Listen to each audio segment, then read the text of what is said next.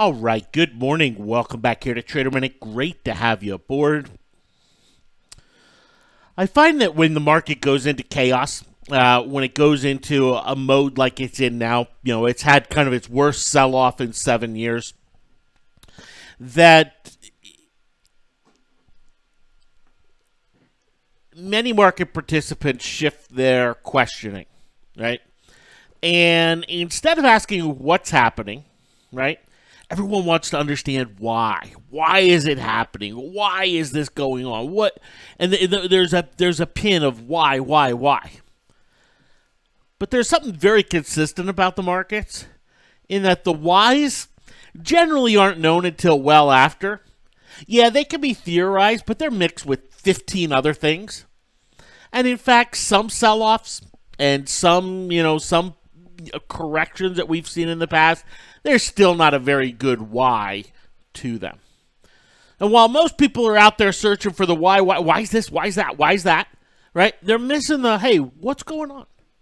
What's happening? What is actually taking place? What is transpiring here with with a lot of stocks or a lot of different names? Is there something being created here? Because in the market, that's what happens when we see corrections. You finally get imbalances created. Imbalances where, ultimately they become, opportunity in the future. And the reality is we just haven't had a lot of these types of moves in the last, many years. And, not a lot of imbalance created off of these moves. But we have some incredible imbalances that have been created out there. And I'm not saying, hey, you know what, go take advantage of those imbalances right here, right now, because, if you don't get in now, you're going to miss out. What I'm saying is that ultimately these imbalances can be identified during these time periods, and they become what are the most tradable, what are some of the most profitable, going on forward here.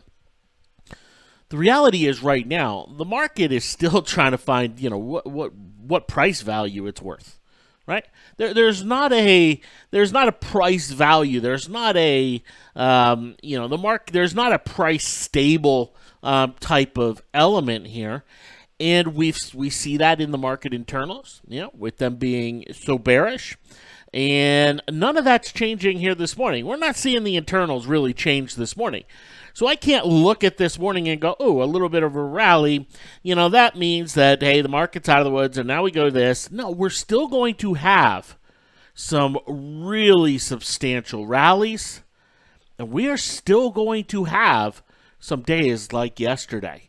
Probably not to the same magnitude, but similar to what we saw into the close where, the only thing that's going to stop the market from selling is the closing bell. And, that's what we really saw, come in yesterday. That was the only thing that could stop, the market from selling off. And so the whys, the theories are all over the place. The theories are just absolutely all over the place. In fact, the whys, it's kind of, comical in a few ways there. Look, we could talk about the whys till we're blue in the face, and ultimately, they'll mean something. But the reality is the trade action isn't based on the whys, it's based on the whats. And what is happening and what is going on. And the whats are always known sooner than the whys. And, you'll see me continue to kind of focus on the whats here more than the whys. And, the whys are what they are. And, it's easy to turn on TV and see all the whys theorized and talked about. But there's a lot more what in this market than what there has been. And I think that's very important. Now, I mentioned in the title here, stronger than the indexes. The morning open this morning, it's stronger than what the S&P and what the NASDAQ and what the different indexes suggest. The different indexes, in fact, if we come in and look at the SPY here, you can see, it's up 1%. And all right, great. Pretty much where it was 30 minutes before the close on Friday there. If we look at the IWM, same thing. Yeah, the Qs, same thing. the indexes, they're kind of a little dead catish. The Qs, a little bit better with Twitter and Microsoft, earnings helping out there. But we have a very different morning than what we saw yesterday. Remember yesterday we saw utilities leading the way. We saw consumer staples leading the way, right? Those defensive sectors leading the way early on. This morning, look at where utilities and consumer staples are. And in fact, we mentioned this yesterday. The consumer staples and utilities were up yesterday, but if the market goes up today, these stocks are going to be down on that day. And that's what we're seeing. We are seeing staples. We are seeing, utilities. They're the weak points. Where are the strong points? Well, they're in some of the more aggressive sectors. Now, a lot of these are dead cat, oversold, type of bounces. But in terms of just the structure of sector leadership here on the open, it's far more bullish than what it was yesterday, early on, and favors the bulls in a much more substantial way than what we saw yesterday. All right, I am getting a note here saying that there's a little bit of buffering issue with the stream. Let's see if I can toggle anything here. I'm going to pause here for 2 minutes, and I will be right back. They're going to see if they can fix that for me.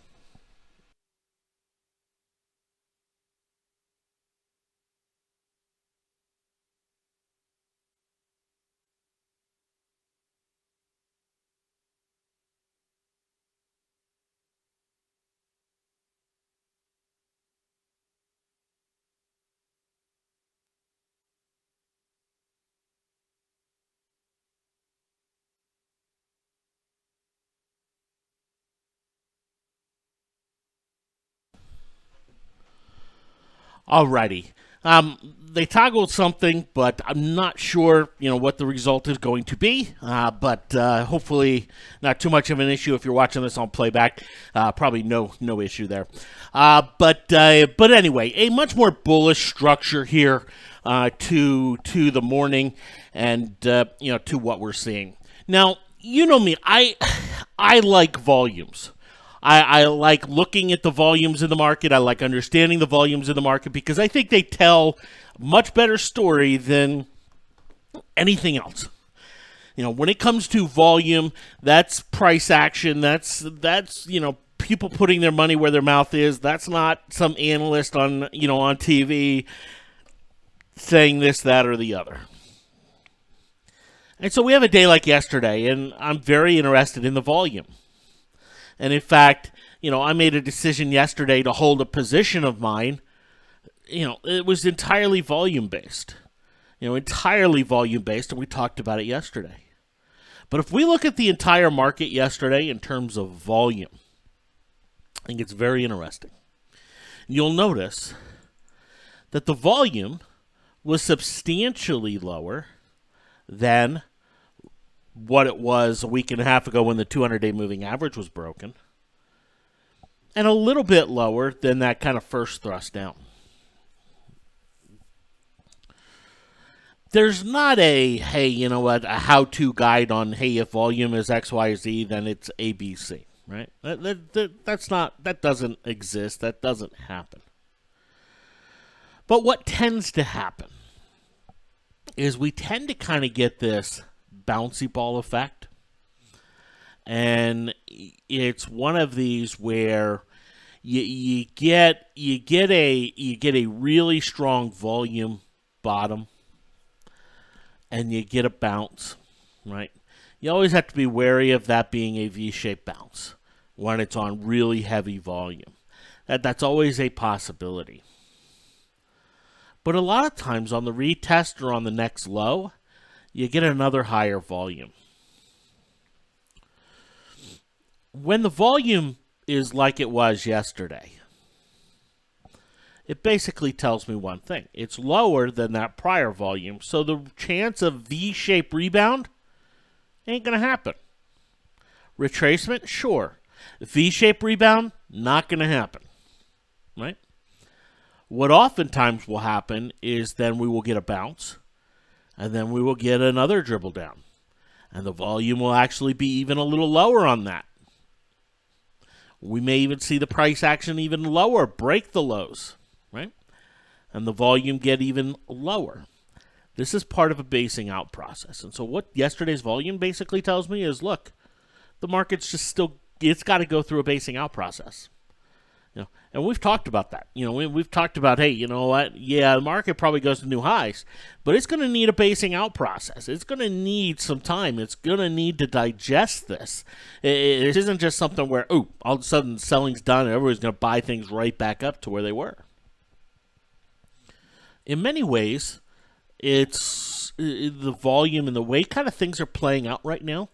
It really, and nothing ever plays out exactly the same, right? So I don't want to look at 2010 and say, oh, well, this happened in 2010, so it's going to happen now type of thing. But we see this principle play out with the flash crash, right? Which the only reason the flash crash is, a little bit different is yesterday the market went down more than it went down on the flash crash by the end of the day. But the flash crash had this really big tail on it where the price action really went down in a big way. It was moving, 10, we were seeing the S&P move 1% a tick, right? I mean, it was insane. But what happened? Take a look at that big, massive volume. In fact, let me separate the volume off of this here. We get the first thrust down and we get the big, massive volume. That tells you what? You got to be wary of a V-shaped rebound, okay? We don't quite get a rebound all the way, right? It doesn't happen. All right, great.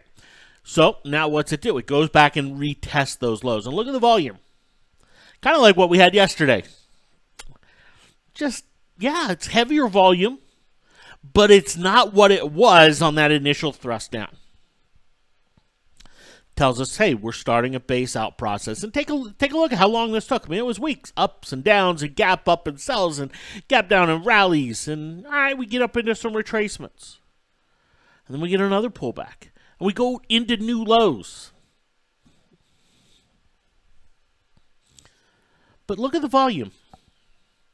The volume even lower. And a lot of people look at that and say, oh, there's not enough volume to set a low. Well, no, there is enough volume to set a low because we've already seen this basing down process. And so what yesterday's volume tells me is that we're about right here. We're about in the middle of what this flash crash element was, right? Notice we're not on any sort of higher low. In fact, back here, the higher low didn't come in until August. But yet, there'll still be stocks that go higher. There'll still be stocks that, go and hit new highs. And we've talked about that. We've talked about, some of those names and who has some of the better potential than others. But as we look at yesterday, yep, it was panic-driven. Yep, we may ultimately go to new lows. And yes, we're going to have a lot of gapping around in heavier movements. Those are going to become more normalized over the next few weeks. But overall, this is a part of what is a typical basing process. This isn't a move that is, oh my goodness, the sky's falling, the market's going to go down 50% next month, right? And it's not what we're seeing there.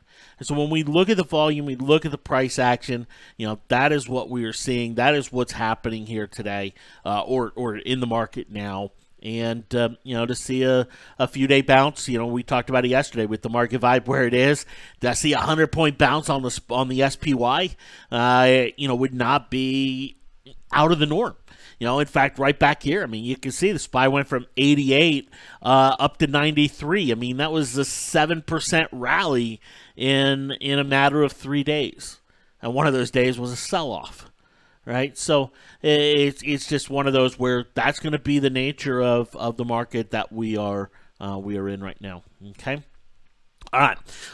So anyway, those are kind of, just my thoughts on what we've seen here so far and, what's playing out. A little later today, I'm going to jump on. We're going to go take a look at the housing sector. We're going to go break that down in depth because I think there's something very interesting happening there and very investable and tradable here as we go forward. Before I do that, I do have a position on Adobe and, Adobe up 21 cents today. No, this is, that's back in 2010 when Adobe was a $30 stock. All right. Here we go. Adobe up about $9 here today. And, look, I commented on it yesterday when it was down about $8 that I was holding it, because if we did have a little snapback, I did think it would, I wanted to, still be in, and, I still thought this had the potential to push up into the 267, 268 area. And then if it got down to the 200-day moving average or below, I'd look to buy some more. With the sell-off we saw into the close yesterday, it sold off another $5, $6 into the close with the market, and didn't get to the 200. And this morning a little bit of gap up and a little bit of strength in it here today, up about $9. I don't think there's a lot to analyze here, other than to understand that there's some heavy exaggerations out there and some heavier movements out there, and to expect further upside here, I do. I think if the market's able to hold this rally and kind of get that nice little rebound rally, I still think Adobe is going to be a big outperformer with that. And when we look at the Microsoft earnings from last night, I think, Microsoft speaks to it as well. Very solid earnings report out of Microsoft. And so we've seen Adobe's, which is very good, Microsoft's, which is very good. But, in an environment like this, goodness isn't necessarily mean it goes up huge, right? But I think Adobe gives me some of that, or a little bit better chance, of gains than, many other things that are out there, and with some of the option values, that are there. One last stock I'll comment on, it had earnings, and that is AMD. And AMD, we talked about back here that the top was put in, and I mentioned to you the personal trade that I made. And I bought some deep out-of-the-money put options for this top. And, we saw it gap down. Personally, I took them off the table here today. But this is a stock that has absolutely gotten wrecked. Just absolutely gotten wrecked here over time. Looking at the earnings, I would not be surprised to see the stock go back to single digits. And I know that's not popular to say. I know AMD became a darling for many traders. But looking at the earnings, to see AMD go back to single digits would not be a huge surprise. If you look at the options, playing that, I haven't stepped in to play that yet. I would like to, right? I would like to set up a similar trade to what I did before. And, it's one of those where, okay, do I get some value? If we go out to January, the $10 options, they're going for 10 cents. That's pretty insane, right? The stock has to drop 50% just to get in the money for me, and it's still going for 10 cents. That's a just insane number. And so I would like to see some of the implied volatilities come down a lot before going and setting something up. Basically a put spread would be interesting, but still not quite where I want it. But if you're looking and you look at AMD and you go, okay, you know what, this thing's just going to continue to drop. Take a look at some of these January put options. They are in a very interesting spot. And, you could be bullish on the market and short AMD. Nothing wrong with that. In fact, you'll probably be right on both. But overall, that's kind of what I'm looking at. I'm not in. If and when I enter, I'll show you what I enter, like I did last time with that. Okay. All right. So just kind of looking down the script here today, or down the price action here. Walmart continuing here, but Pepsi, Coke, some of the staples, some of the utilities down. So staying in that range. We're seeing a little bit of dead cat, bouncing cat, and in some of the banks here. So yeah, it looks like a market that's trying to find a little bit of stability. We'll see what some of the sell-offs look like here today, and how they are reacted to. It looks like we've had a 7-point sell-off here in the last 15 minutes, so that's pretty much nothing. We've had about, a 30-point rally? Yeah, that was about a 30-point rally already today. All right, so we're going to have multiple 20, 30-point moves here on the day, and I expect that to actually be a little a little normal for the next for the rest of the week at least, and probably into the middle of next week. Okay, for the challenge, I'm holding my AMD. All right, I'm not gonna pull it off right here, but it is. Well, my Adobe. Let me double check this here real quick. I want to see something.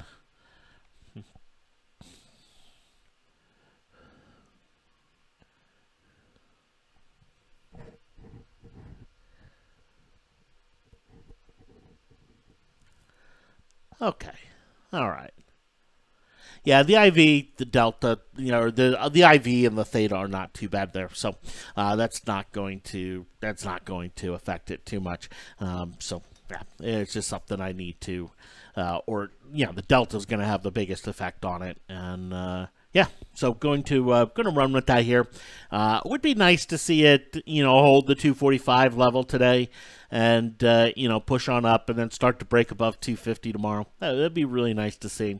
But again, there's going to be some wild action in it, and ultimately that's not unusual for Adobe. I mean, you look at past sell-offs, and some of the price action that it's had, on its way on the bottom and back up. It's been pretty not as bad as yesterday, but you can see some of those heavier whipsaws as investors try to find where the value of it is. Thanks for hopping on. Have yourselves a great one, and we'll talk to you later. Take care.